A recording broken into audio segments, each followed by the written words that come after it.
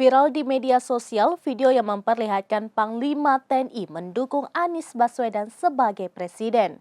Faktanya, video tersebut merupakan video hoax alias mengandung unsur berita bohong. Video tersebut juga telah dikonfirmasi oleh Panglima TNI bahwa video itu hoax karena TNI merupakan lembaga negara yang netral. Berikut informasi selengkapnya untuk Anda.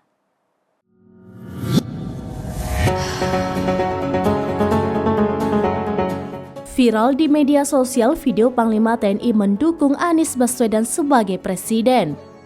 Ternyata fakta sebenarnya video tersebut adalah hoax. Kini polisi bertindak mengusut siapa di balik munculnya video hoax tersebut. Polisi sedang menyelidiki laporan terkait video hoax yang menarasikan prajurit yang dipimpin Panglima TNI mendukung Anies Baswedan presiden.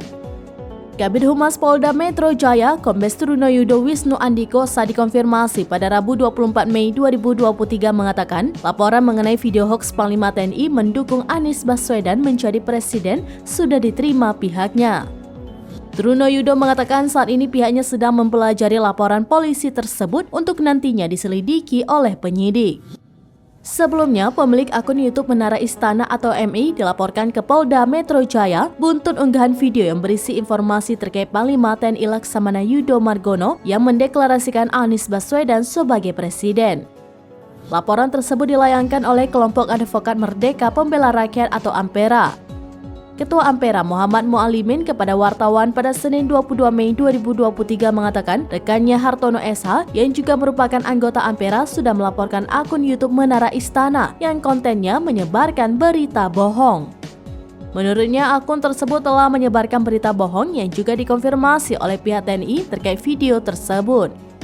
Lanjut Mualimin, dalam video itu mengandung unsur bahwa Panglima TNI seolah-olah memimpin apel ribuan orang untuk mendukung Anies Baswedan sebagai calon presiden 2024. Menurutnya hal tersebut sangat menyalahi aturan karena TNI merupakan lembaga netral.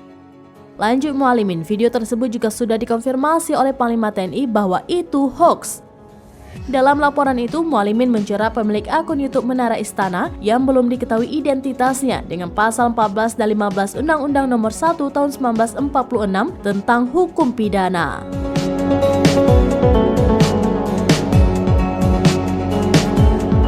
Demikian informasi terkini, Syedara Lun, saksikan terus beragam informasi menarik lainnya. Jangan lupa like dan share seluruh akun serambinews.com.